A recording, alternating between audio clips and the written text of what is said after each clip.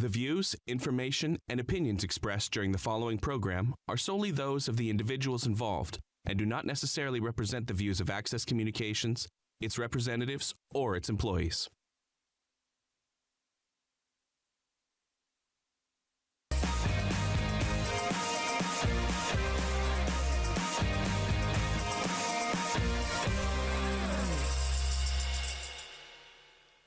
All right, welcome everybody to Weyburn City Council, our second regular meeting of June. It's June 22nd, and we have got a very big agenda ahead of us tonight. We are going to talk about the next steps for Indoor Aquatic Center.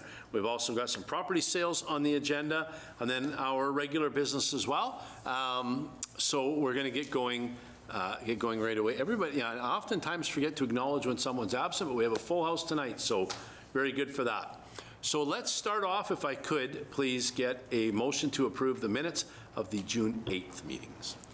Thank you, Your Worship. I would like to move that the minutes of the regular council meeting and the strategic planning and priorities meeting held on June 8th, 2026 be approved.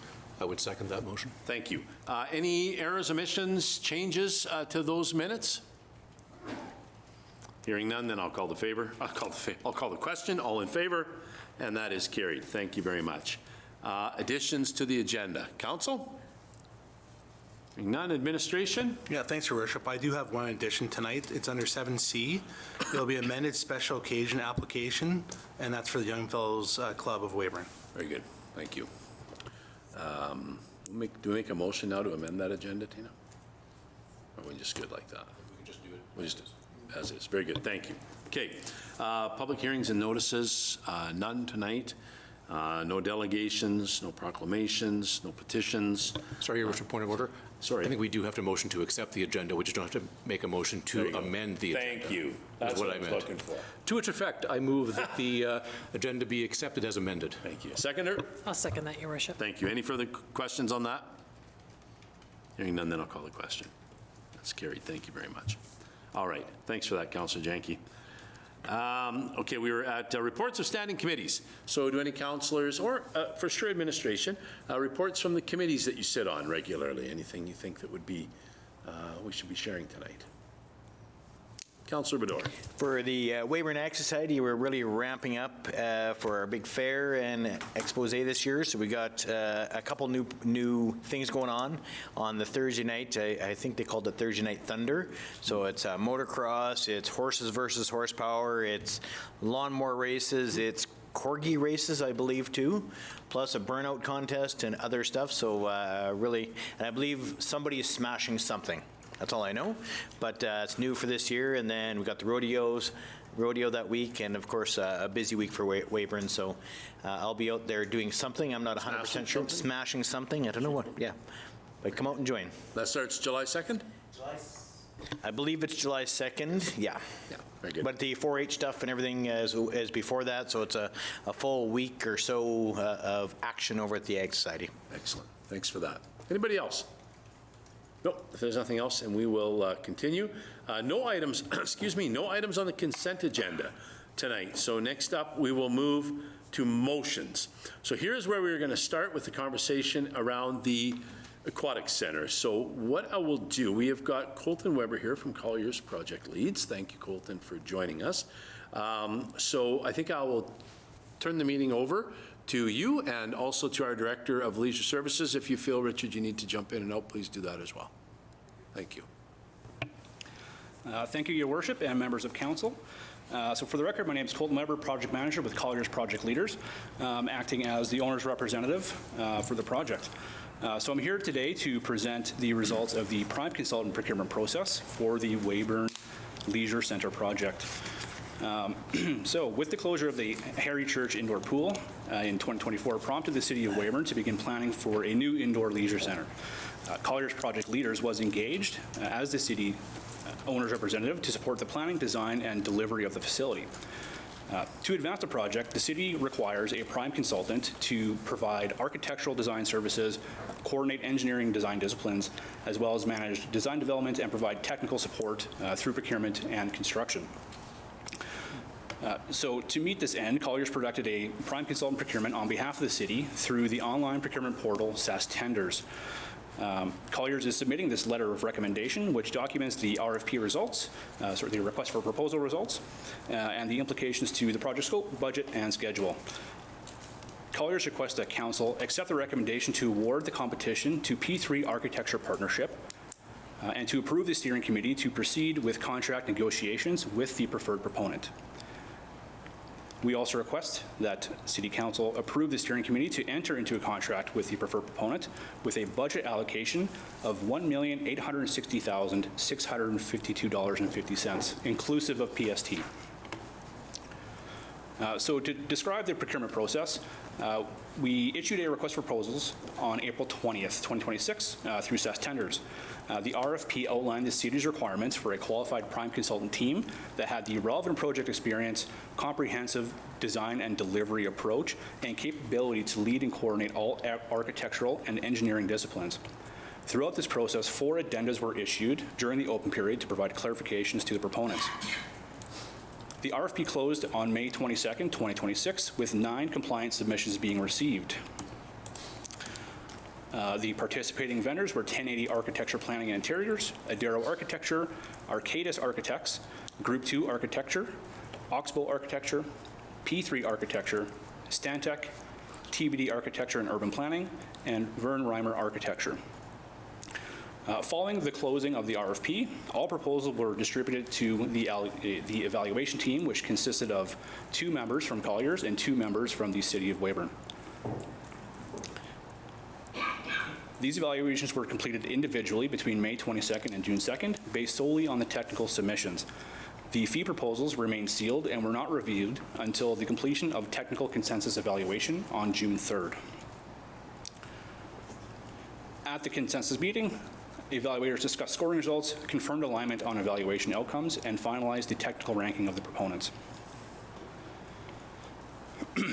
So as prime consultant services represent one of the most critical components for the project, the evaluation was comprehensive and based on several key criteria. Mandatory requirements were first reviewed to confirm eligibility for further evaluation.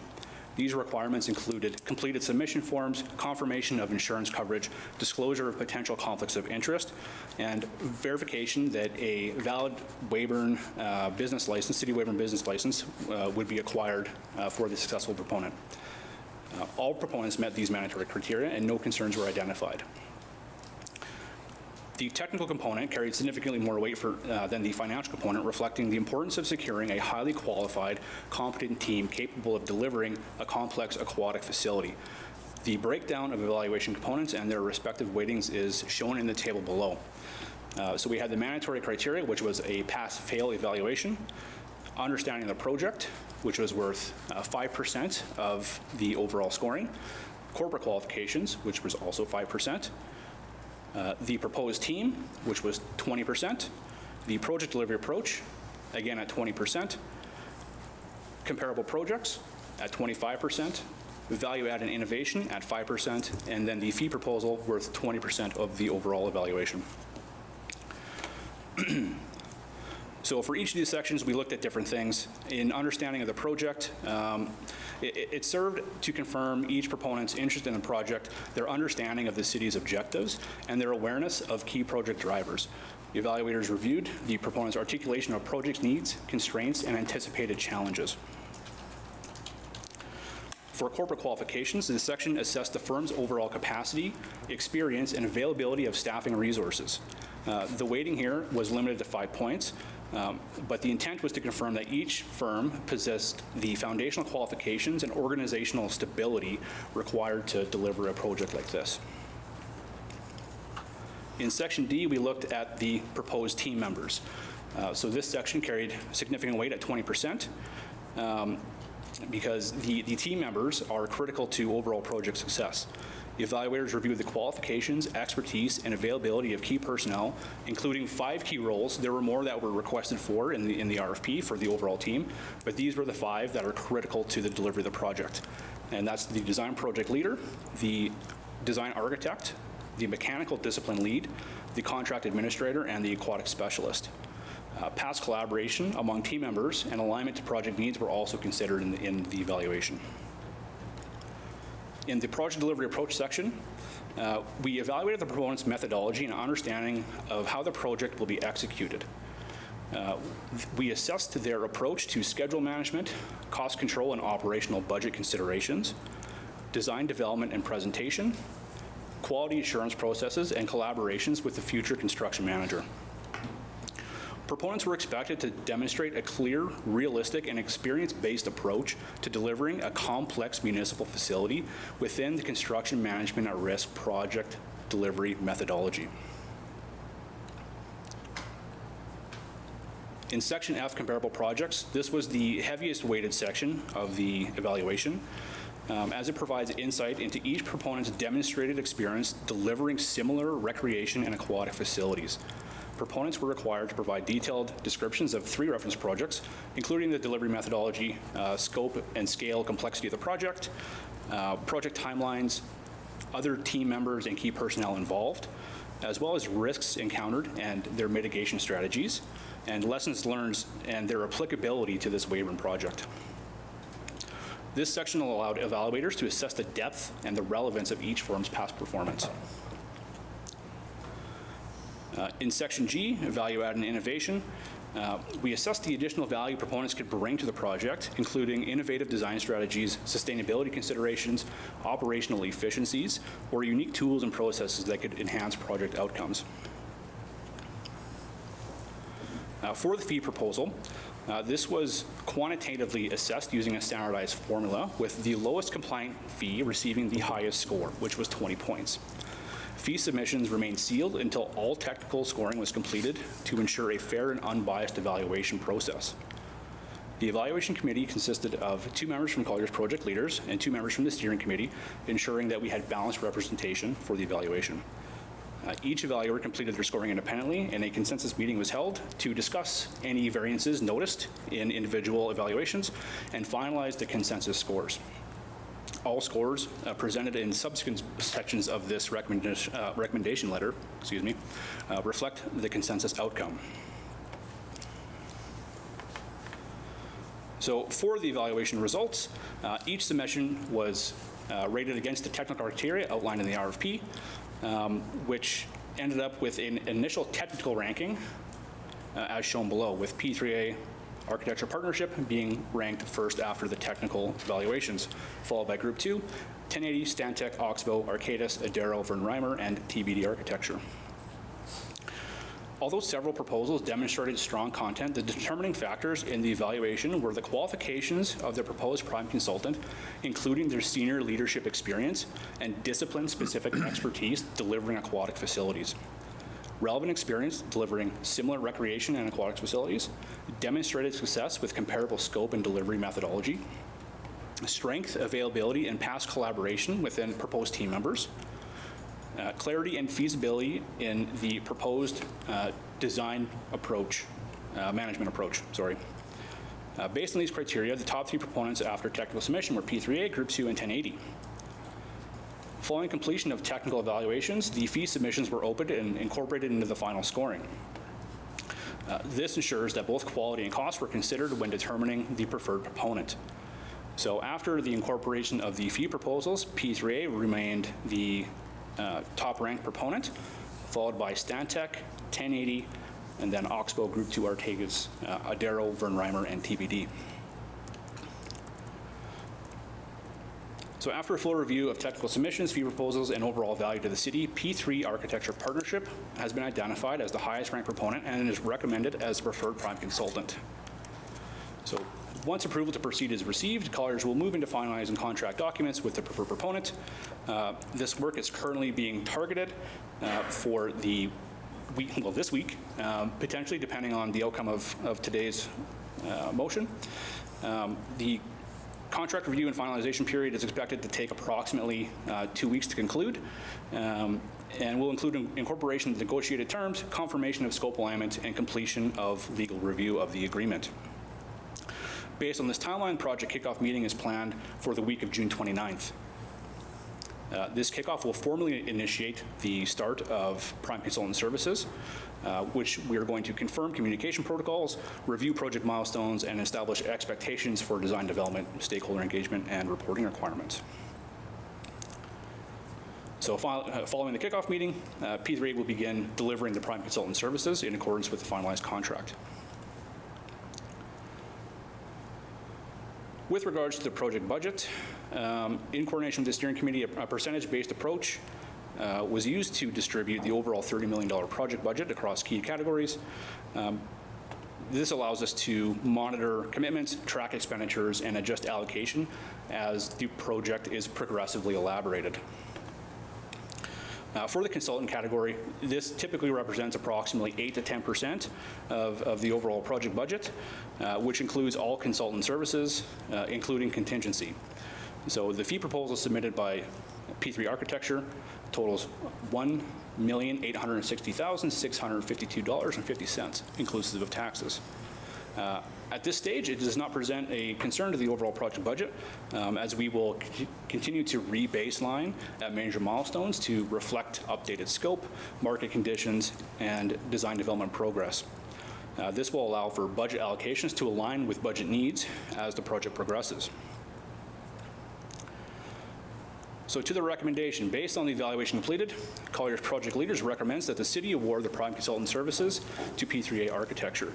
P3A achieved the highest overall score following combined technical and fee evaluation and demonstrated strong alignment with the city's project objectives. P3A's proposal provided the best overall value to the city by presenting a well-qualified multidisciplinary team, extensive experience delivering recreation and aquatic facilities, and a clear and comprehensive design methodology within a competitive fee structure. Their submission also demonstrates a strong understanding of the project scope, the schedule requirements, and coordination expectations for a complex multi-phase municipal facility.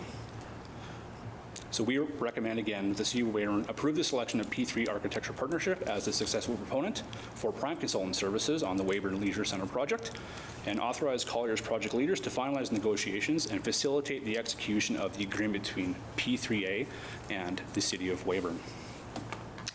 Thanks, Colton. That was a lot. Well, there's more to come. So now that we have got this presentation, we have got this recommendation, I would ask first for a motion to get this on the floor and get it open for discussion. Your Worship, I'll make the motion that Council approve the selection of P3 Architecture Partnership as the successful proponent for prime consultant services for the Weyburn Leisure Centre project, and authorize Colliers Project Leaders to finalize the negotiations and facilitate the execution of the agreement between the City and P3 Architecture Partnership. And a seconder? Your Worship, I'll second that motion. Thank you very much. All right, so we'll open the floor for questions here, and we will, I'll just look to whoever puts their hand up first. Lots of questions. Councillor Janke. I'll go first. Thank you, Councillor Morissette. We're both new here tonight. So I think this question is more directed towards Director Hennin, but can you just refresh our memory on the process we went through to establish the requirements from the community? I've been asked that question a lot, and I think I'm giving the right answer, but I would appreciate it if you could just walk us through it to make sure that we're all on the same page. Absolutely, Councillor Jenke. Thank you for the question. So the process to get to this stage is we engage with RC Strategies. We have done public survey. That information came back, and that feedback from the community, which was about 10% of the population, was the basis of how we built the RFP that went out for proposal for this design consultant. All right. Thank you, Richard. It's been a long time since I've taken a statistics class, but that sounds like a significant sample size to me. Yes, feedback from RC Strategies was getting feedback on a survey, and we have this data within the city as well, of 10% is well above the average. They follow survey protocol through Iraqi systems, or following the Iraqi system, so whenever they gather that data for other similar communities, they're getting about 3 to 5% user input, so to get 10% was phenomenal. No, I agree. It sounds like we've got a lot of passion behind this, so thank you for your answer. Councillor Sadlowski. Thank you, Your Worship. Director Henning, kind of following up on Councillor Janke's question, can you briefly talk about how many and which user groups were consulted, and if they will be further consulted once this is awarded? Yes, I can. So I just have to reference feasibility study.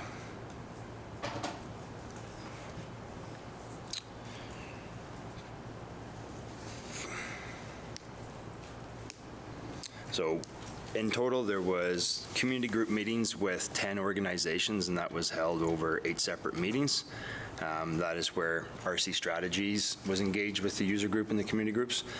The City of Weyburn was left out again. That's following those standardized survey results, and that is so that people aren't holding back on their comments, so that the survey is completed properly without people holding off on their thoughts because the city representative is there. Those user groups, off the top of my head, I can't remember where in the document it is, but that would have been the Silver Seals, Artistic Swimming, Silver Seals Swim Club, Artistic Swimming, Water Polo, Inclusion Saskatchewan, the Weyburn Group Homes. You have an extra list up there, Colton? Yeah, the Group Home Society. I think that covers half of the main ones. I'm sorry, I don't have the full list just right handy. No, that's great. Thank you. I have a couple more, if that's okay. For sure. I've had a few questions about when the RFP went out for this award. It stated that we were looking to build a 6-lane, 25-meter pool. I'm wondering, I know that a final decision hasn't been made on exactly what we're getting, so could you just explain that a little bit? I'll pass it over to Colton. Sure. Thank you for the question, Councillor Solonsky.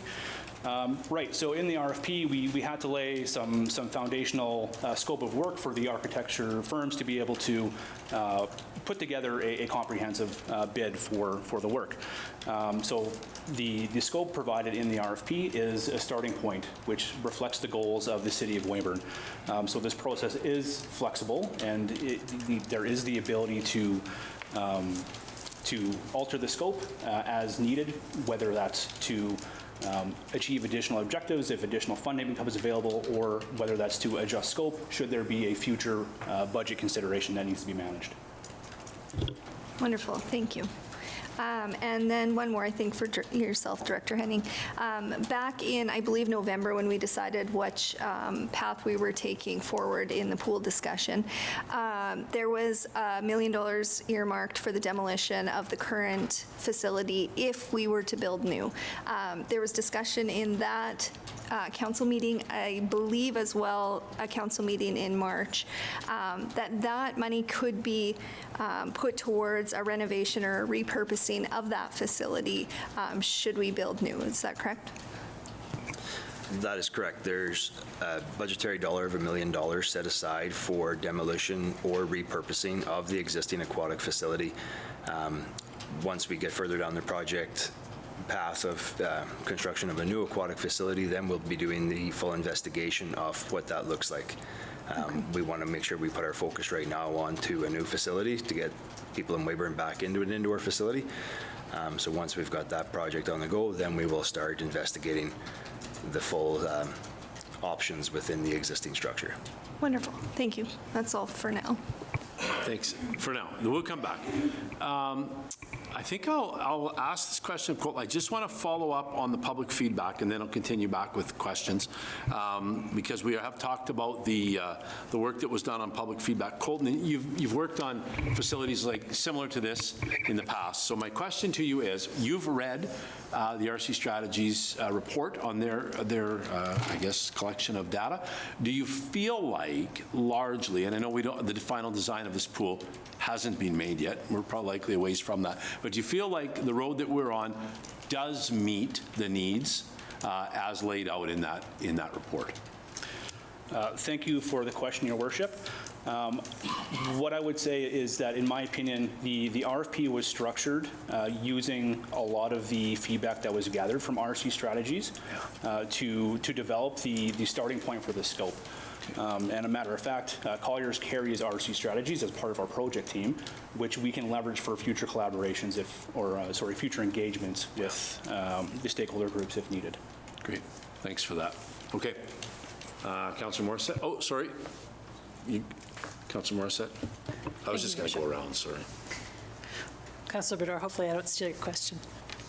This one's for you, Colton. Of the top 3 firms that you interviewed, do you feel that the P3 Architecture Partnership listens best to their client rather than trying to maybe encourage their thoughts, opinions, ideas of what the project should look like over what the community is actually asking for? Thank you for the question, Councillor.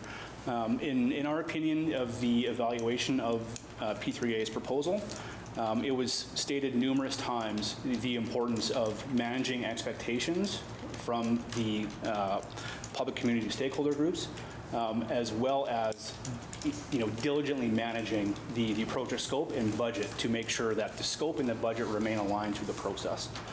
So there were no illusions from the evaluation of their proposal that would lead me to believe that they have a separate ulterior motive for trying to achieve any personal goals with the company. It was very clear that they want to provide the best value to the city and to the project. Perfect. I have one more. Absolutely. Staying with budget, also a huge thank you to you and your teams and Richard as well for reading through all through these RFPs, because they are long, they're intense, and I wouldn't know where to start. But getting on to my question, staying with budget, while I'm excited about this project and the potential $30 million, I'm looking long-term because I know that citizens want to know what this is going to cost them in the future. How did you weight the operational budget of, whether it's 1 basin, 2 basins, and what each of these companies had proposed? Thank you again for the question, Councillor Morissette. So within the technical evaluation, we did evaluate each proponent submission on a number of key factors, including cost alignment to overall budget, as well as operational efficiencies and operational budgets. It's a little bit too early in the process now to be able to specifically speak to the particular ways that they will achieve this, but we did disclose in the RFP the operational budget for the future facility, which I believe Richard was somewhere around $918,000 per year. So that provides 2 layers of cost management that the prime architect is expected to manage against. So both the overall project budget as well as the operational budget for the facility. Thanks. Okay. Next up, Councillor Corrigan. Thank you, Your Worship. Just to be clear in my own mind, we have started, like when the RFPs went out, there was a baseline basically stating it was a 6-lane, 25-meter pool, but that was there just to compare apples to apples. Is that correct? Thanks for the question, Councillor Corrigan. Correct. So the City of Weyburn, through the engagement with RC Strategies and collection of feedback from stakeholders, identified a number of scope elements that they want to include in the new facility. So those objectives were effectively the benchmark that we used to be able to compare each submission from each proponent against our evaluation criteria consistently. So without that scope, it would have been challenging for us to be able to compare things against that consistent standard, right? It would be the difference between comparing an apple to an orange to potentially a basketball, depending on what the particular prime consultant felt they wanted to submit. So it provided a steady baseline and an expectation for what the project is going to be. Yeah. So just follow up to that. So at this point in the entire process, there's been no decision finalized as to what size the pool might be, what else might be in the building, like water slide, hot tub, play area, that sort of thing, or even the location of this facility as to where it's going to be. None of those decisions have been finalized at this point in time, correct? That's correct, Councillor. So there is flexibility in the design process, and the first stage in pre-design is going to be requirements gathering, verification of the information we know to date, and then developing the functional program, which is going to be, how many spaces are going into them, how big do they need to be, what are the programming aspects, what are the operational maintenance areas that are needed, what are the other administrative areas that might be needed. So the first stage is really figuring out what's all the programming pieces that need to go into the facility to be delivered first. And then once there's approval on that set of requirements for the facility, Then the next stage from there would be to move into developing some conceptual layouts of how those different spaces can be pieced together to work together to deliver the scope and program of the facility. Perfect, thank you very much. Thanks. Thank you. Councillor Higgs? Thank you.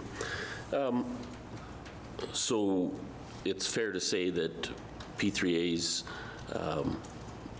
first rendition or drawing is going to fit the scope of that budget, and then of our $30 million budget, and then we can take away from that to make it based off of sort of a, I think Richard's used the words before, a base and up approach.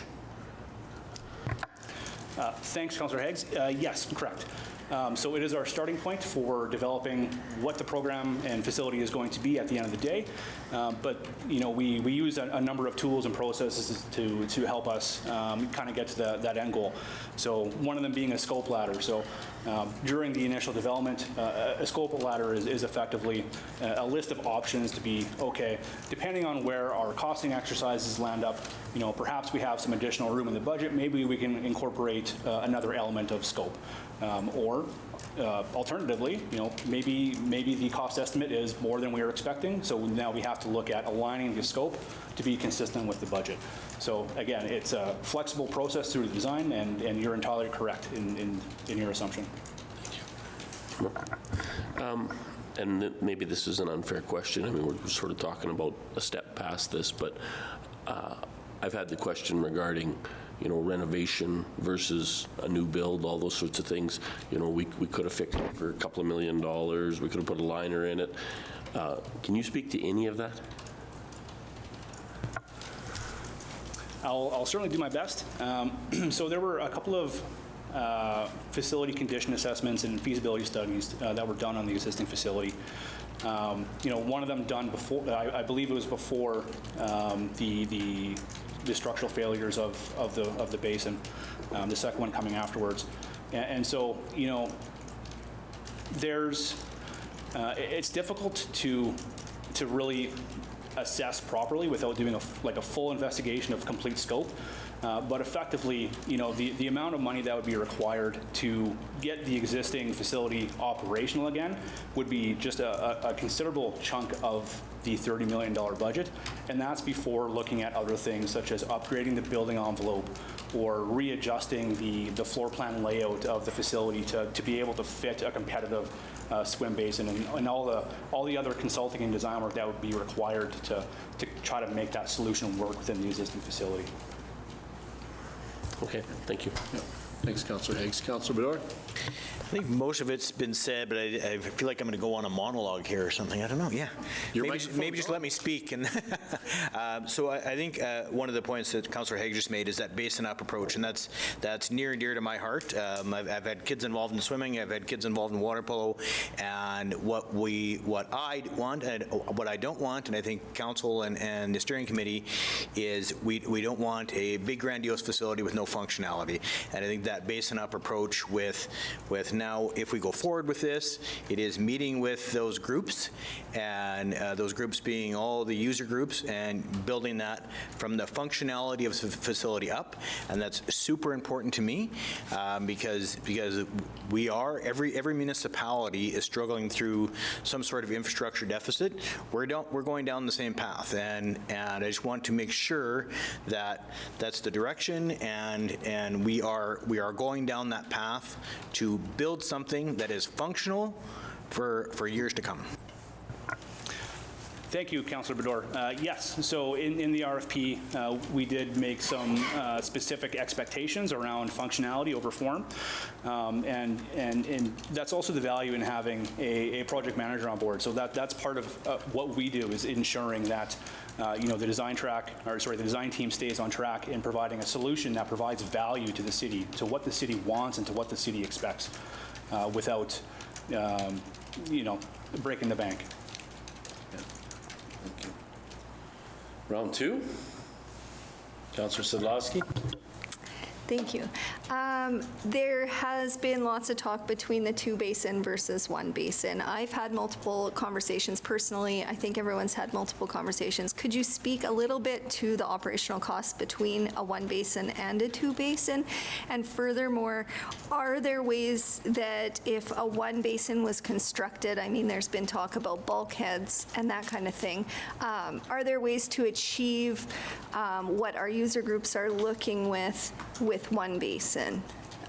Given operational costs, staffing, that kind of thing. Yes, thanks, Councillor Szalowski. So when we engage in our pre-design, we're going to have those discussions with the user groups to see what functional pool basin they require for their programming, and that's also going to be inclusive of the larger community needs for an inclusive pool that allows for zero entry, it allows for swim lessons, that sort of thing. So design elements like, having a 2 basin pool, that is an option. That's not off the table. The cost incurred might make it off the table. So then we could look at bulkhead options, whether permanent or temporary.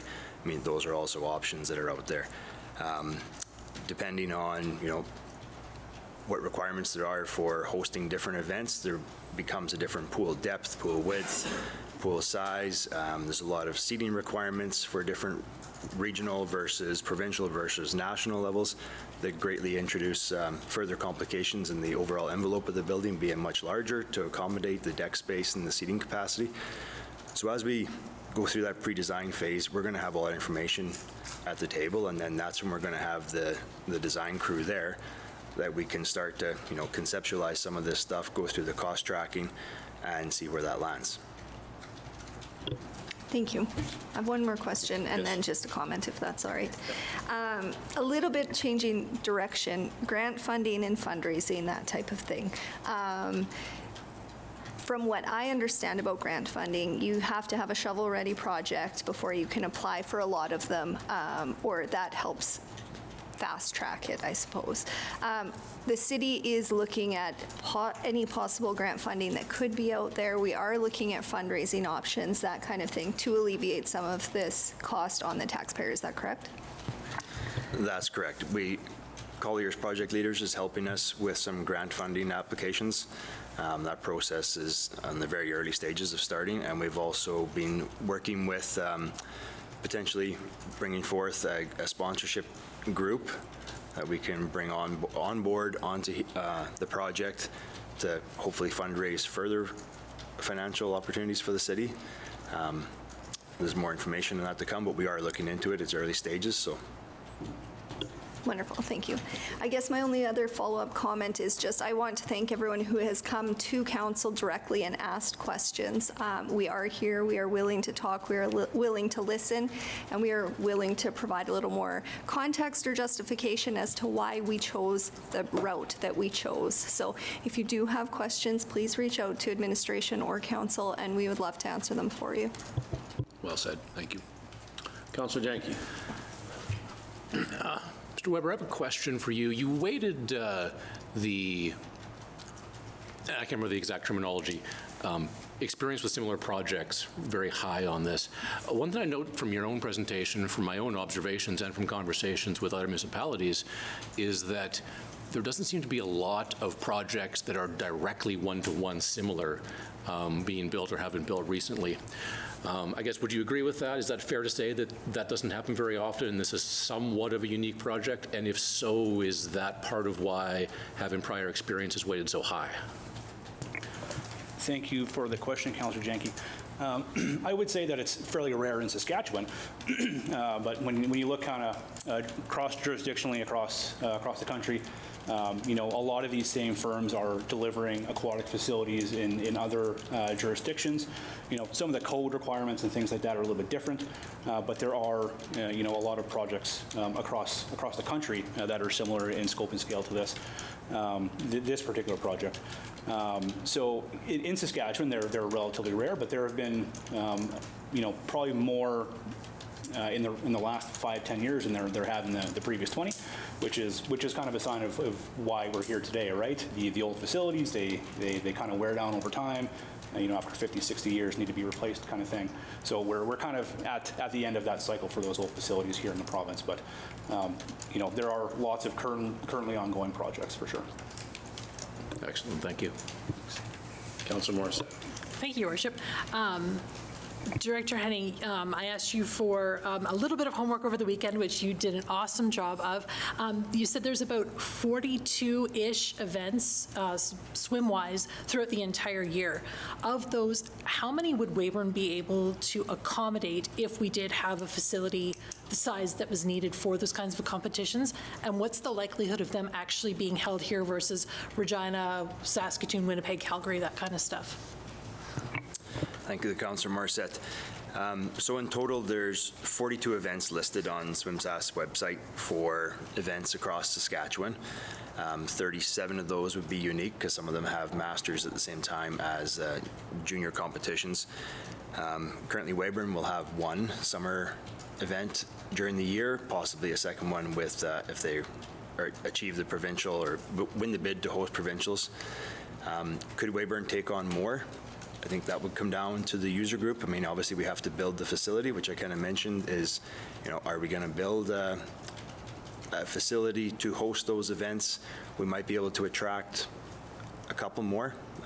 There's no commitment. Obviously, there is a large new pool at $330 million getting built in Regina. So if we go into a bid proposal against, communities like Regina or Saskatoon, I think that's going to be a tough hill for us to climb to accommodate that. The user group size also would limit our ability to be able to host more events. People in aquatics are very passionate about their sport, but when it comes to numbers, their user group size doesn't support hosting, 30 events a year. When you've got a user group size across the 3 aquatic disciplines of, 120 kids, that is a lot of pressure on those people to host more than 1 or 2 events a year. Thank you. Councillor Corrigan. Thank you, Your Worship. Just one follow-up question in regards to a new facility such as this. And I hate to put you on the spot like this, but I hope you can answer this question. In your experience, what would be the lifespan of a facility such as this new? Thank you for the question, Councillor Corrigan. So, there's a bit of a variable answer here. You can design a facility to last for 50 years. You can design it to last for 100. The difference between the two is the amount of upfront capital that you're going to have to put into it to make it last that long, right? Structural elements need to be, more diligently designed. Maintainability becomes, a consideration over longer terms like that. So it can be done, but typically 50 to 60 years is about the average for what we see in municipal type facilities across the province. Thank you. And obviously that would be significantly longer than, say, trying to renovate an existing building. Correct. So with renovations, there's always a question of what's behind the wall that we don't know. What other problems are hidden that we aren't aware of right now today? Is the building envelope going to be able to survive another 30 years? Will the roof have to be replaced after 5, 10 years? These are all capital cost considerations that don't weigh in the favor of a renovation project, most because they're unknown, which is, it presents a large risk to the city. Thank you very much. Councillor Higgs. Thank you. Just in regards to recovery, cost recoveries on projects like this, I mean, obviously you deal with scope of projects across the country. The realm in which Weyburn operates, its recovery on that facility, are we average, above average, below average? I can speak to that, Councillor Higgs. So our cost recovery, just before we had to close the current indoor facility, we were operating around 26%. The hope with, building a new aquatic facility that adds a few more amenities and adds some more functional programming would be to get to 33, 34%. Overall, when we look at different aquatic facilities across different municipalities and different cities, you know, at 35% would be your target. In leisure, we'd like to aim for 50% across the board in all of our leisure activities for cost recovery. Some facilities do better than others, but 33%, 35% for an aquatic facility is not unreasonable, and we are already very close to that. So gaining some operational efficiencies with a new building is going to bring in more efficiency with the envelope and with the pool pumps and filtration systems, which is going to help, you know, having a pool that can bring in more leisure activities and more user groups. That's, of course, going to help with revenue at the door. Yeah, and of course be more energy efficient and all those other things too, right? So, yeah. Okay, thank you. Thanks. Councilor Bador. I think I'm going to pass. It would just be another monologue, and I think everybody else has said more than needs to be said right now. Okay. Last call? No, I just have a couple points of clarification, if I could. One of the issues that council has wrestled with was the time frame, and how long we've been down already, how long yet before, you know, we've got water in a basin again. So when we looked at the old pool, it looked like a repair was not feasible. Every pool is different. We've learned that what happens at a pool down the road that causes a repair isn't what happened to our pool, for example. And you're welcome to comment on that, either of you, by the way. But what I would look to is to say, you know, is what we're doing sort of on par with projects you're seeing around Western Canada? That time frame, are we moving at the right pace? Is council in the way? Are we too slow making decisions, or just looking to try to get water into a basin as soon as we can for our users? Because I know people miss that indoor pool. Thanks for the question, Your Worship.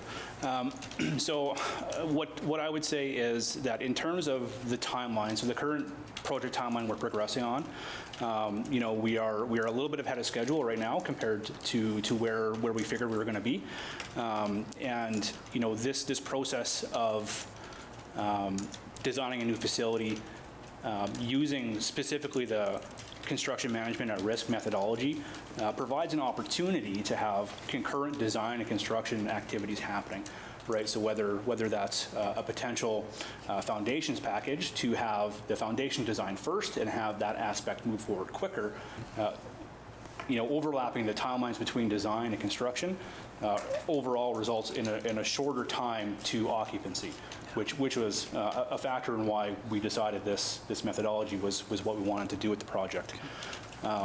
In terms of renovations and time to reoccupy an existing facility, especially after it's been down for a couple of years, you know, without doing another you know, kind of assessment to see what else is degraded in the last couple of years since the old one was done, you know, it just, there's opportunity for additional risk there for other cost drivers in those renovations that you weren't prepared to deal with. And those timelines can quickly expand in a renovation project like that, especially when there's structural considerations that need to be dealt with. There's always a solution, but there's no guarantee that that solution will be economical. Yeah, that's fair. Thanks for saying that. Director Henning, I don't know if you want to add to that, or if that's it. No, I think Colton answered that very well. Good, thank you. And then I guess the final piece I would ask either of you, both of you, to speak to is just another quick touch on that evaluation process, who that evaluation team was comprised of, and sort of the steps that you went through. Not necessarily, I know you've talked about, you know, project experience and all of that, but just a little bit about the team and how that function happened, just so that everybody, so we all have a deeper understanding of that process. Absolutely, Your Worship, no problem. So for the evaluation process, there were 2 members of Colliers project leaders and then 2 members of the steering committee for the project from the City of Weyburn. So the standard evaluation process that we followed was, so after the submissions from proponents were received, they were evaluated to check for completeness and mandatory requirements. After that, it was individual technical evaluations. So each of the 4 evaluators went away on their own to read the 9 submissions over approximately 30 hours or so, rate them against the criteria that we had laid out, and then After all the individual evaluations were completed, we came together as a group to hold what's known as a consensus meeting. And so at that consensus meeting, all 4 evaluators talk about each submission, the differences that the individuals saw within the same submission to align on a single score for each criterion in every submission. So we took them away individually, we came together as a group, came to consensus on the technical scoring, and then only after the technical consensus was achieved were the financial proposals opened and taken into consideration for the scoring. Okay, thanks for that. I don't know, Director Henning, if it's... That covers everything. That covers it all? All right. So I think we're all, we've heard P3A has been the recommended proponent here. So I would say let's last call for questions.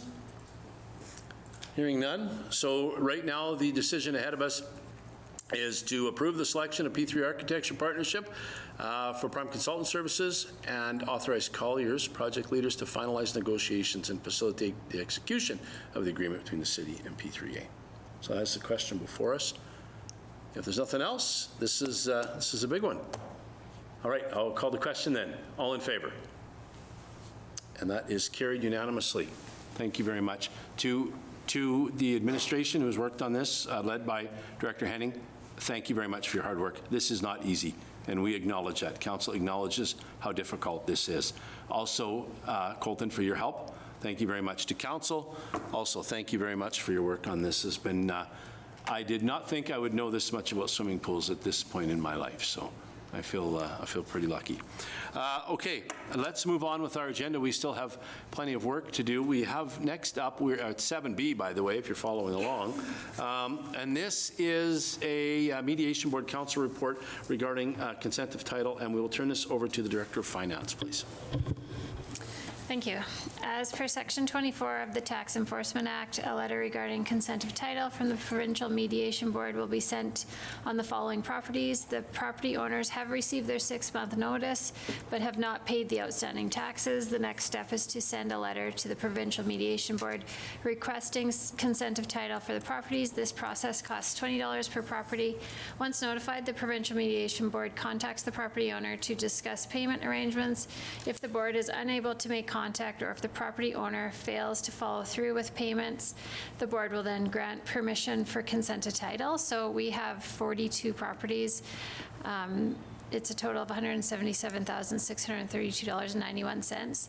This list, when we submitted it last week for the package, we've actually had 35 of those properties ending in plan number 102, 111, 118 have since submitted. We've received contact with them, so they will be paying.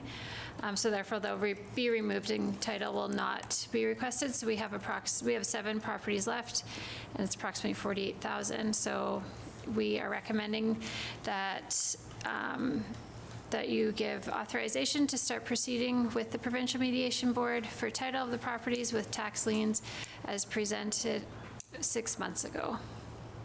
Thank you very much. Do we have a motion for this one? Your Worship, I would move the council give authorizations to start proceedings with the Provincial Mediation Board for title on the properties with tax liens as presented 6 months ago. Thank you very much. I'll second that, Your Worship. Thank you very much. Questions for the Director of Finance on this? Well, seems like we, yes, Councillor Corrigan. Thank you, Your Worship. Yes. Is this kind of average for a year? Yeah. It's usually around this. Yeah. And most of them, once they are contacted, they tend to pay the arrears, do they not? They often do, yeah. Yeah. It's not often that we have to take possession of a property. No, and usually, like if there's a mortgage on it, then the bank will take it before we do. Right. Yeah. Thank you very much. Thanks. Any other questions? No, hearing none, then I will call the question. All in favor? And that is carried. Thank you very much. All right, next, we have no introduction of, 7C, right, sorry, thank you, Councillor Morissette. This, I was going to make a pool joke. We have the addition to the agenda, which is the amended special occasion application, and I believe Director of Leisure Services, Henning, is going to speak to this one. Yes, thanks, Your Worship. Special occasion liquor permits are required by Saskatchewan Liquor and Gaming for selling and serving alcohol that is not held in a commercially permitted establishment. Written municipal approval must be submitted respecting all outdoor functions.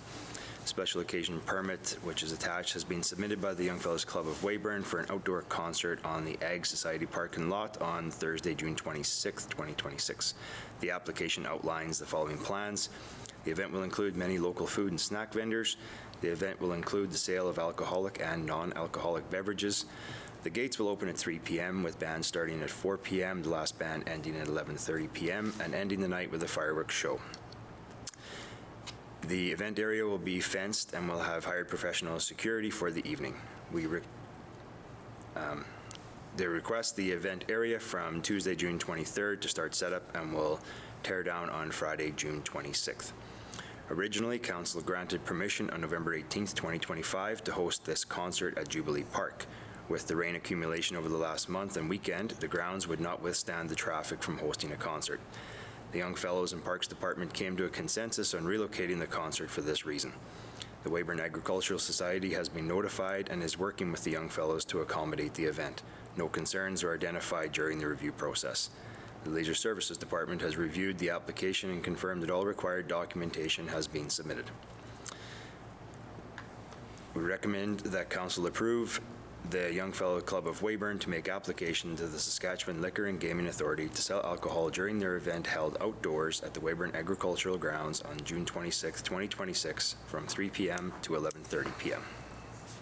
Thank you, Director Henning. Do we have a motion to support this one, please? Your Worship, will move that Council provide approval to the Young Fellows Club of Weyburn to make an application to the Saskatchewan Liquor and Gaming Authority to sell alcohol during their event held outdoors in the Weyburn Agricultural Society grounds, June 20, make sure I got this right, June 25th, 2026, 3 p.m. to 11:30 p.m. Thank you. I'll second that. Thank you. Questions on this one or conversations? Councillor Sedlowski. Oh, sorry. That's okay. Go ahead. I'd just like to commend the Young Fellows because they seem to be able to adapt and change with any kind of pressures and struggles that they face. So this is kind of unfortunate for everyone, I think, although the rain's probably not necessarily a bad thing. So thank you to all the Young Fellows for being open and adaptable. Yeah, well said. The only question I had is just regarding the whole liquor license piece. We are still within the standard, like everything we're doing is right. Like they're not going to be out of compliance based off of us making such a late decision on something like this. Yeah, thanks, Councillor Higgs. A couple of weeks ago, we started discussion with the Young Fellows to kind of make sure we had a solid secondary backup plan once we seen the rains coming and the forecast was not looking favorable for this event. So those conversations have already been had with SLGA, and then again this morning when we were making some consensus agreements between all the user groups, the SLGA has already been contacted and are ready to work with the Young Fellows. Excellent. Thank you. Good questions. Councillor Bedore. And I would just like to say, this is, I wouldn't say this is unfortunate. It's going to be awesome. There's going to be way less mosquito spray used. Yep. Because, and your lawn chairs will not sink 12 inches into the turf. It'll be a good solid surface. It's going to be the exact same thing. It'll be maybe a little louder, a little more fun, but your lawn chairs won't sink. Mosquito spray, it'll be awesome. Yeah. Thanks for saying that. That was very good. Councillor Morissette. Thank you, Your Worship. I just wanted to send a huge thank you to the Ag Society as well for being willing to pivot. I know that they have the fair coming up, so this is a major event for the Young Fellows, and it's awesome that the Ag Society is going to hop on board and help accommodate it as well. Yeah, we're very grateful to have these organizations in our community putting this stuff together. It's going to be a pretty fun night. If there's nothing else, oh, there's one more thing, Councillor. Did we deem the Friday a holiday? We're working on it. Okay, I was just wondering. I know we were talking about that in the past there. Yeah, not getting far. Okay. No. Same. Okay. I'll call the question then. All in favor? And that is carried unanimously. Thank you very much. And yes, thanks to everybody involved with this. All right, let's keep moving now. Sorry, thanks, Councilor Morissette, for catching that for me. No introduction of bylaws tonight. We have no unfinished business tonight, so we will move on to new business. And we've been lucky. We've had quite a few of these home occupation applications. So tonight we have one, and we will look to the Director of Engineering to present this, please. Thank you, Your Worship. An application has been received to operate a personal service home-based business, massage therapist, out of their residence at 20 Scott Crescent, legally described as Lot 30, Block 2, Plan 63R09632, located in the R1 zone. This application was previously submitted to Council in 2025 and approved. Reapplication is necessary when the business changes location. This would be considered a potential controversial use, as the proposed business would involve clients attending the residence throughout the day. The hours of operation are proposed as Monday to Thursday and Sunday from 10 a.m. to 2 p.m. The applicant anticipates a minimal increase in traffic with approximately 1 vehicle per appointment and notes that on-site driveway parking is available. The zoning bylaw requires that controversial home-based businesses which involve clients attending the home go through the neighborhood notice process and receive council approval. Neighborhood notices were mailed out on June 2nd, 2026 to all neighbors within 50 meters of the applicant's home. Residents receiving the notice were given the opportunity to comment on the application, and no concerns or objections were received. Below you can see a location of the home business. Home-based businesses are a permitted use, meaning that landowners have the right to undertake the use in accordance with the bylaw, unless provisions of the bylaw are specifically contravened. Home-based businesses generally must meet the following provisions: be incidental to the use of the premises as a residence, be compatible with residential uses, be limited in extent in terms of volume of materials sold and number of clients, not substantially increase the volume of traffic, and not detract from the residential character of the zone. The use identified would be considered a controversial occupation under Section 5.1.19 of the zoning bylaw, as clients will be directed to the home. Staff have reviewed the application and are of the opinion that the home-based business application meets the requirements in the zoning bylaw. Council options. Option 1, Council approves home-based business permit 2026.004 at 20 Scott Crescent, subject to the following conditions. No person other than a resident of the dwelling unit shall be engaged in the home-based business as an employee or volunteer. No advertisement carrying the address of the dwelling in which the home-based business occurs may be placed in any media. The home-based business shall not occupy more than 25% of the gross floor area of the dwelling unit. The face of any home-based business sign on site must not exceed 0.092 meters squared and must be placed within the inside half of the front yard setback. This permit is only valid for the above address and is non-transferable to another address. Reapplication will be required if the business moves locations. Home-based businesses are subject to periodic review to ensure compliance. Applicant's driveway shall be used for off-street parking of clients, and City of Weyburn business license shall be obtained prior to operation of the home-based business. Option 2, refusal of the home-based business permit 2026.004 at 20 Scott Crescent. A permitted use must have a reason for refusal. Recommendation that Council approves option 1, being the approval of home-based business permit 2026.004 at 20 Scott Crescent, subject to the conditions listed above. Thanks, Director Cognate. Is there a motion, please? Worship, I'll make the motion that Council approves option 1, being to approve the home-based business permit 2026.004 at 20 Scott Crescent, subject to the conditions listed in the report. Thank you. Seconder? I'll second that, Your Worship. Thanks, Councillor Corrigan. All right, questions for Director Cognate on this one, if any? No? Hearing none, then I will call the question. All in favor? And that is carried. Thank you very much. All right, we'll stick with you, Director Cognate. This is an application to purchase land. Thank you, Your Worship.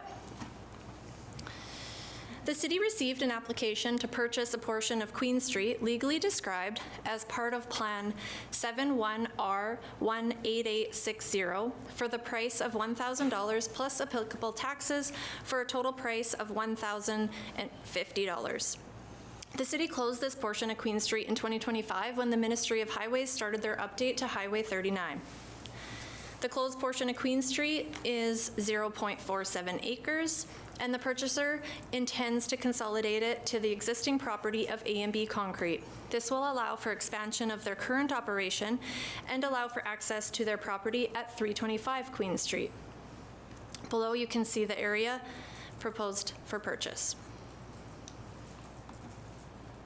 The sale will be contingent upon the following conditions: to consolidate the parcel to the existing 318 Queen Street property, and off-site development levies would not apply to this development. Council options. Option 1, approve the sale of a portion of Queen Street legally described as part of Plan 71R18860 with the conditions outlined above for a total purchase price of $1,050.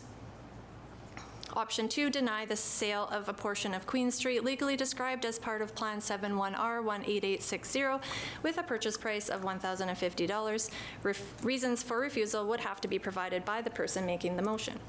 Recommendation that Council approve Option 1, being the approval of the sale of a portion of Queen Street legally described as part of Plan 71R18860 with the conditions outlined above for a total purchase price of $1,050.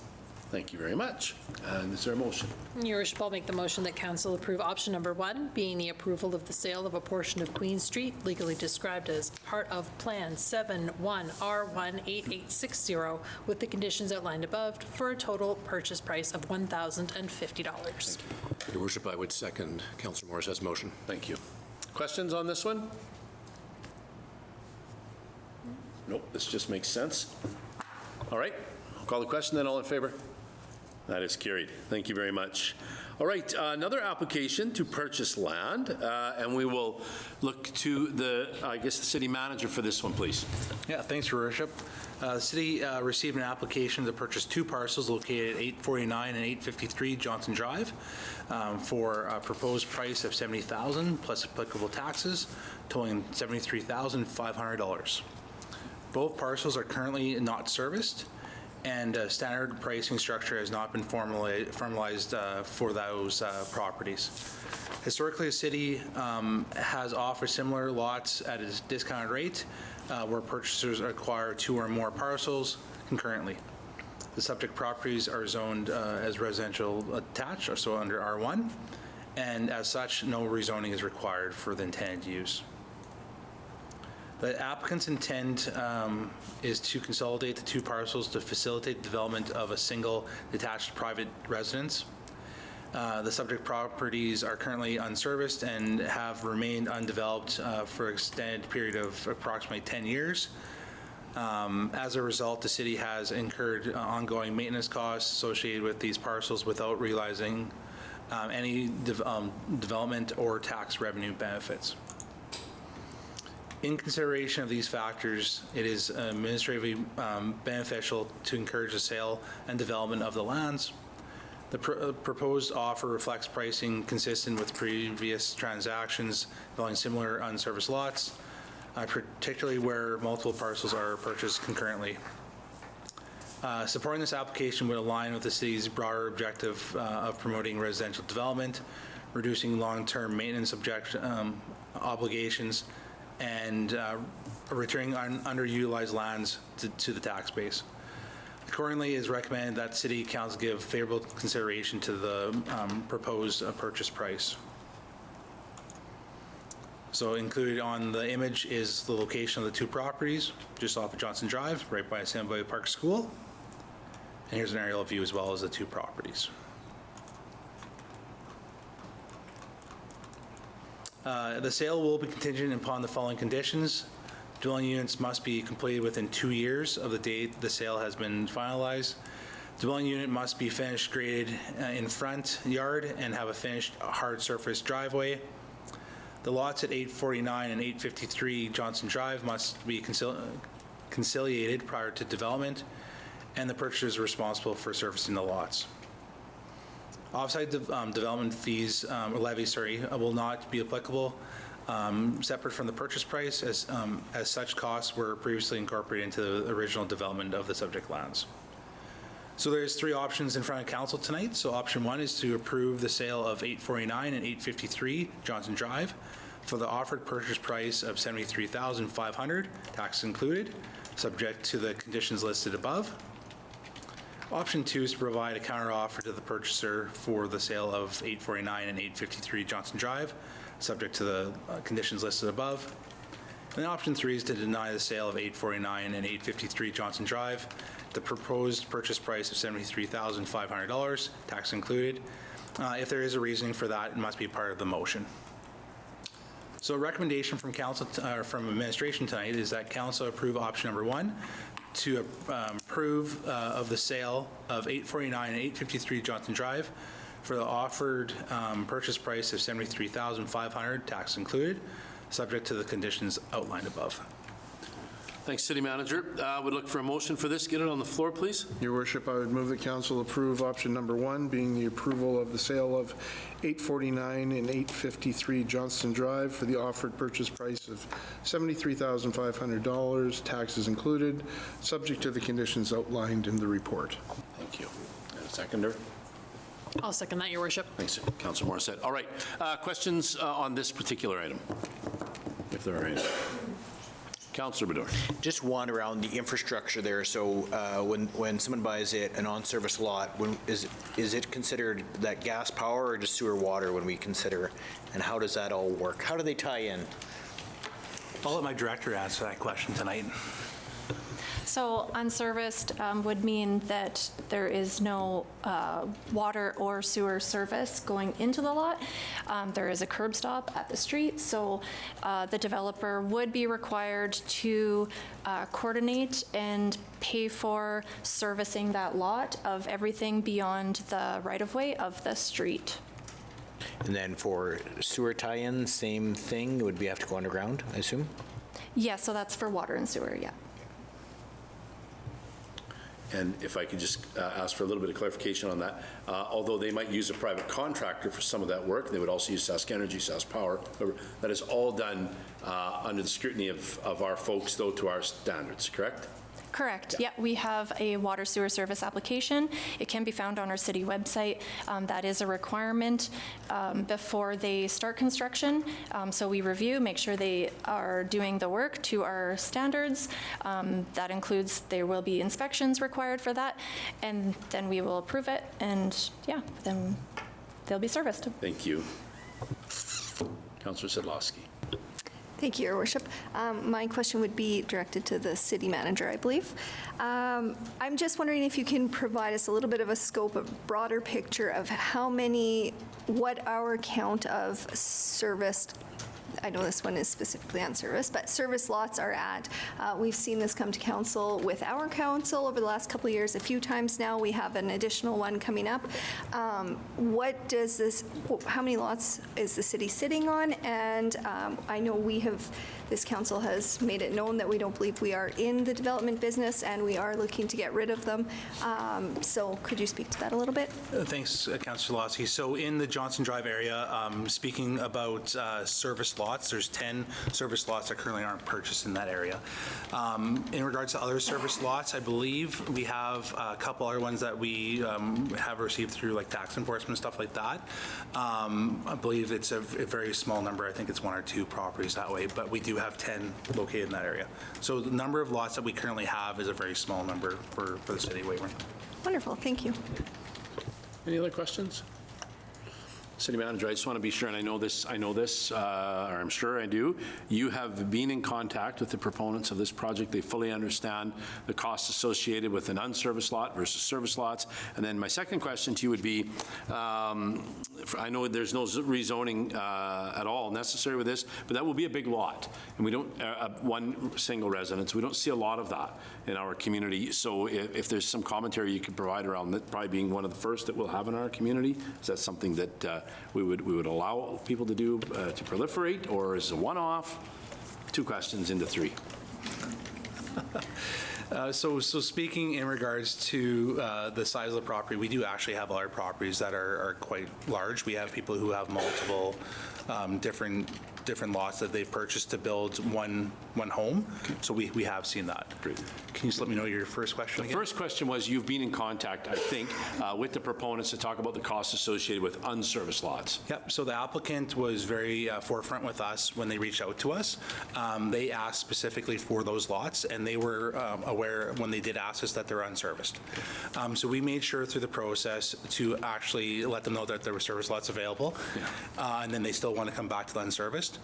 They're well aware in their application and their discussions with Charlie Malcolm that they're unserviced, and they understand the process to have those service lots. Great, thanks for that. Yeah, it's a gorgeous spot in the city, so I appreciate that. All right, any other questions on this one? Hearing none, then I will call the question. All in favor? And that is carried. Thank you very much. Okay, let's sell some more land. We're doing a lot of that today. So an application to purchase land, Quist & Sons, we'll turn this one back to the city manager, please, to present. Yeah, thanks, Your Worship. I always feel bad for Charlie when she goes to all these reports, and so I'm happy that Renee and I were able to do these reports together. So, so the city received an application to purchase 10 parcels located at 1410 to 1446 Veterans Road for the proposed price of $300,000 plus applicable taxes, so totaling $315,500. Historically, the city has offered similar lots at a discounted rate where the purchaser acquired 2 or more parcels concurrently. The subject properties are fully serviced and zoned as residential detached, so R1s, and as such, no rezoning is required for the intended use. The applicants intend to build 10 single-family detached dwellings, varying in looks and price, with an estimated project value ranging from $250,000 to $350,000 per unit, as per the requirements of the City of Weyburn's Weyburn Builds Incentive Program. The city currently has these properties listed for sale from $148,000 up to $152,000. These prices were established at the time of the original subdivision, and development has not been reviewed and adjusted since. As a result, the pricing of these properties may no longer be accurately reflect current market conditions, construction costs, or broader economic factors. The intent was to recoup development costs associated with the Simbaya Park residential development. However, in consideration of these factors, it is administratively beneficial to encourage the sale of development of the lands and remove these remaining parcels from the city's inventory. So listed here is the pricing for all the properties, all the way from lot 15 all the way to lot 26 within that Veterans Road area. Acceptance of the proposed purchase price would align with the city's broader objectives of encouraging residential development, reducing ongoing maintenance and servicing obligations, and returning underutilized lands to the municipal tax base. So listed in the drawing here is properties 1410 to 1446. So there's 10 lots on Veterans. And also here's an aerial view of those properties as well. The sale will be contingent upon the following conditions. All dwelling units must be completed within 3 years of the date of the sale once the sale has been finalized. The dwelling units must be finished graded in the front yard and finished hard surface driveway. Off-site development levies will not be applicable separate from the purchase price. As such, costs were previously incorporated into the original development of the subject lands. So again, council has 3 options in front of them tonight. Option 1 is to approve the sale of 1410 to 1446 Veteran Road for the offered purchase price of $315,500. That's tax included, subject to the conditions outlined above. Option 2 is to provide a counteroffer to the purchaser for the sale of 1410 to 1446 Veterans Road, subject to the conditions outlined above. Option 3 to council is deny the sale of 1410 to 1446 Veterans Road at the proposed purchase price of $315,500, tax included. If there is reasons, you'll have to put that within the motion. Just before I give the recommendation tonight, I just want to let council know that the applicant is here tonight. So if you do have any questions, Kevin Quist is here to answer any questions that council may have. So the recommendation from administration is council approve option number 1, being the approval of sale of 1410 to 1446 Veterans Road for the offered purchase price of $315,500, tax included, subject to the conditions outlined above. Thank you very much. All right, let's get a motion first to get this on the floor. Your Worship, I'll move that council approve option 1, being to approve the sale of 1410 to 1446 Veterans Road for the offered purchase price of $315,500, taxes included, subject to the conditions outlined in the report. Thank you. And a seconder? I'll second that motion, Your Worship. Thanks, Councillor Corrigan. All right, questions, and I would say if we've questions of Mr. Quist, he said he's prepared to take them. Questions of the city manager. Where do we start? Who wants to be first? Councillor Janke. Kevin, thank you for being here tonight. This is an exciting and ambitious project, and I'm thrilled to vote in favor of it, but it's really ambitious. You have a plan in place? You're going to be able to achieve this? I got it. Good enough for me. I got it. I love it. Councillor Sidlowski. Thank you, Your Worship. My question is for the city manager. And nothing against you, Kevin, but should the project not go forward and these targets not be met, the lots would revert back to the city. Is that correct? Yeah, what happens is we go into a contractual with the proponent.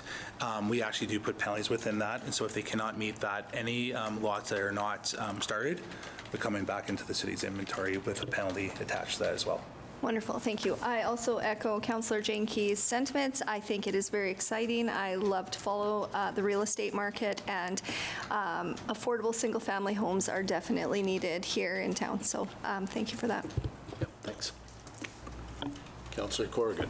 Thank you, Your Worship. Agreed. This is an exciting project. I look forward to seeing it completed. But follow up to a previous question to the city manager, this should bring our inventory near zero.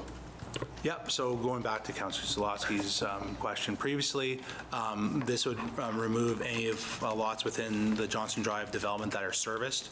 Under our jurisdiction would be under our ownership, and we'd have very little left in other aspects of the city. Thank you for very much. residential. Yeah, I look forward to that because I don't think this is a business that we need to be in, and that we should pass this on to, those that want to develop within the city. So, yeah, agreed. Councillor Higgs. I know I ask this every time that we get a proposed land sale like this. We don't, the proponent that's going to purchase the land isn't able to sell these, right? Correct, Councillor Higgs. So once they purchase it, it's their obligation to build on those properties. If at any time they feel like they cannot build on those properties, they will come back to the city Weyburn and have that discussion with us. But it's the proponent's requirement to build on that residential property as per the term and the conditions listed. Perfect, thanks. Look forward to it. Thanks. Anybody else? Councillor Bador? No. Mr. Quist, if you would, please approach the microphone. We'd love to hear from you. Hi, everyone. Thank you for having us. So in regards to the last one, so say a customer of mine comes in and wants to buy one of our house packages through our Beaver Homes and Cottages system, which Home has. Can I actually sell that as part of the package for the development? Because you're making it sound like I have to do the whole house and then sell it, but can I actually do some of our projects through the store, as well as, if you happen to come in and want to buy one of those from me and put up the house of your choice, do I have that option with it? So the question that was posed by council, Kevin, was that you take the property, you sell the property. Right. They don't want to have it that you buy the property for the list price that we were selling it to you, and then you sell it for more money than what we sold it to you. Right. Within the construction of the property, if you had someone who came to you and purchased that would be something you would come back and have a conversation with the city that way.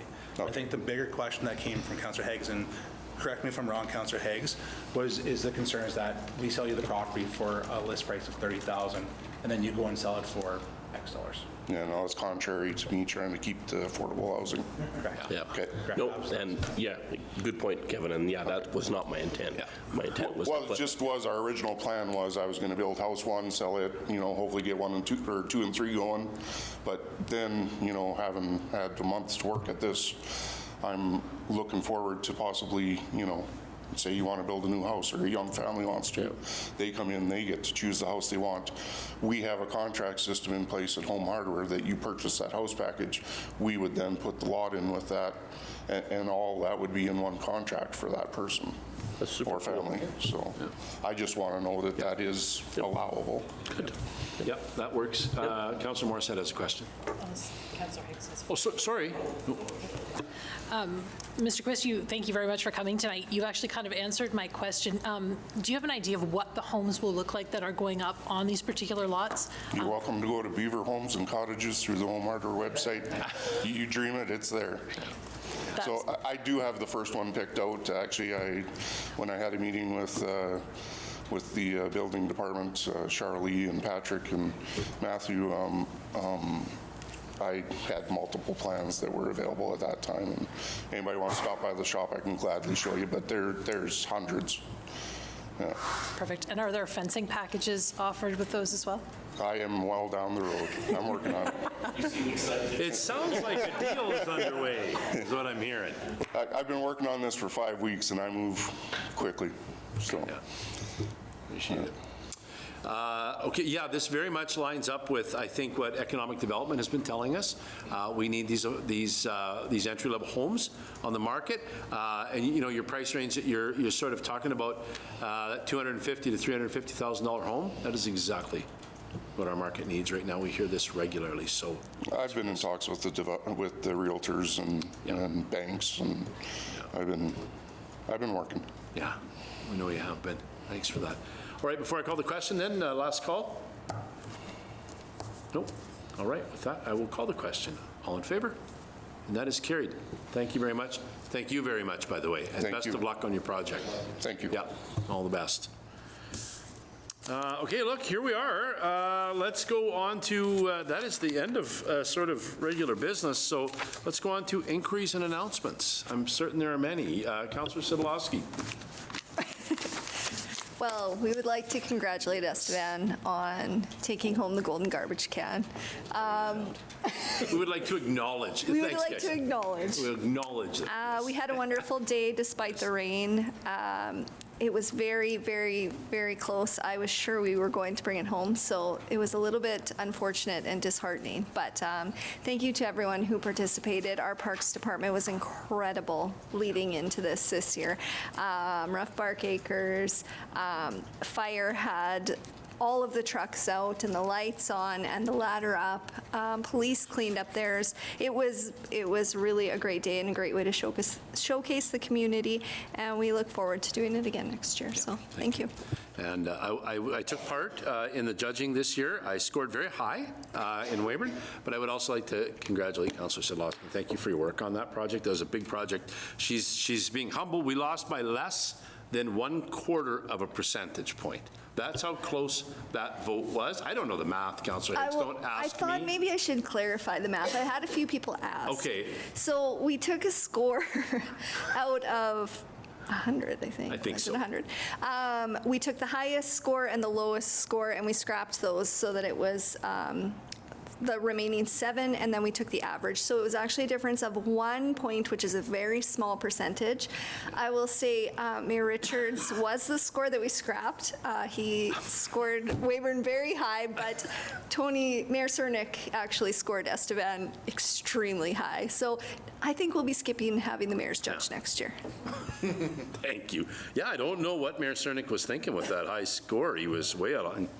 Anyways, their folks did a great job. Our folks did a great job. We had, Kurt was with us for a lot of the trip.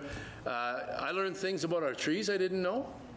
We were shown the most valuable tree in the community. I won't tell anybody where that is, but it's beautiful, by the way. Sorry? Money tree. Money tree. Anyways, that was very good. Thank you. Other inquiries and announcements? Councillor Bador. We'll just go back to the Young Fellows concert coming up here this Thursday, so I feel like a promoter. I feel like I'm like a Don King we or something. all Here. So we're going to have lots of people coming into our community. This is for Weyburn and for the community, but also I've got friends sleeping over from Estevan and Mossbank and Regina, so make sure we welcome these people into our community, and it's going to be a great night, and that leads right up into the fair next week, so it's a busy time here in Weyburn. It sure is. Yep. Councillor Corrigan. Thank you, Your Worship. I would like to acknowledge that this is the 100th year of the Canadian Legion, and that is being celebrated next month in July, as well as the 100th anniversary of the Weyburn Legion in December. So I know that the Legion is putting on a number of events starting next month, and I would encourage everyone to have a look and take part in the history that is Weyburn. Appreciate that. Councillor Morissette, you usually good for one or two, no? Oh, I knew it. You're making that, or having me make it up on the fly, but actually I'd like to congratulate the student children's programmer at the library. I think a very successful summer reading kickoff was held last week. Thank you to the board members who came out and gave a hand. I had so much fun coloring Under the Sea with all of the kids that came through. So yeah, if you happen to miss that day, head on down to the Weyburn Public Library, and there's lots going on. There's competitions for adults to read books, kids to read books, so just head on down and see what the library has to offer. Thanks for that. Yeah, Councillor Sadlowski, for sure. I feel like I've been on the mic all night. Sorry, Director Cugnet, I'm going to put you on the spot here. Lots of rain lately, lots of weather. Can we talk about road construction? I've had lots of questions on where we're at with projects, and maybe you could touch on that if you don't mind. Absolutely. Thanks for asking, Councillor Sadlowski. Like you said, we unfortunately have had some rain delays. It's great for the farmers, but not so great for road construction. So Genco, our contractor, has actually started on the first capital project for paving, which happens to be Railway Avenue. So the expected completion, weather dependent, for the government road to 5th Street paving, resurfacing, should be by the end of this week. If not, weather delays, potentially next week. And then with that, they are going to be finally getting that government road repair just south of Souris Ave repaired as well. They will be going to that area when they have the hot mix on Railway Ave. So as for our crews, they have been delayed. The rain unfortunately fills the potholes with water, and when the potholes have the water, or are filled with water, it makes it hard to fill them with the hot mix. So they are back on the roads, and you'll see them out and about, hitting up all those potholes. So weather dependent again. So yeah. Wonderful. Thank you. Thank you both. Yep. Councillor Morissette, one more? Yep. Thank you, Your Worship, and thank you, Councillor Sadlowski, for jogging my memory. Director Cugnet, I noticed that the landfill happened to be closed over the weekend. Are we operating on reduced hours for some reason?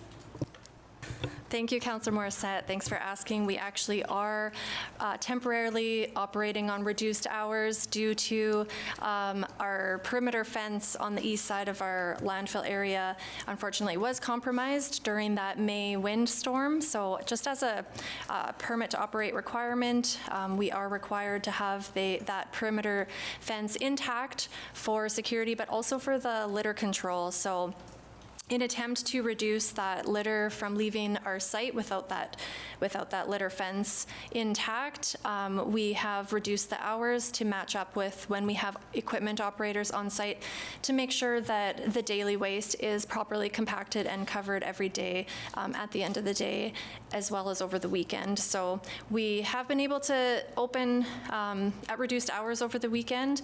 Unfortunately, last weekend, we just didn't have the staff resources, so we had to close, but that was temporary, and our fence is almost repaired, so we should be back to regular operating hours by the end of this week, if not next week.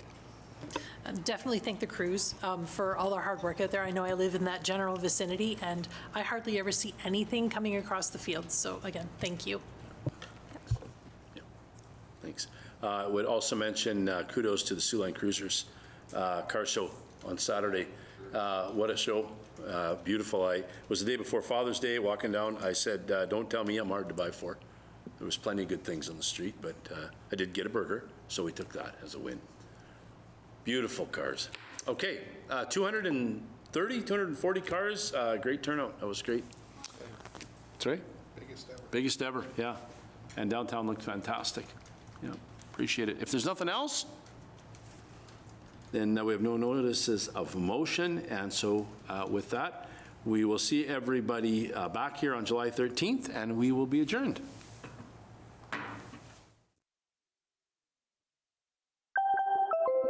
If you'd like to share your feedback on the program you just watched, contact us today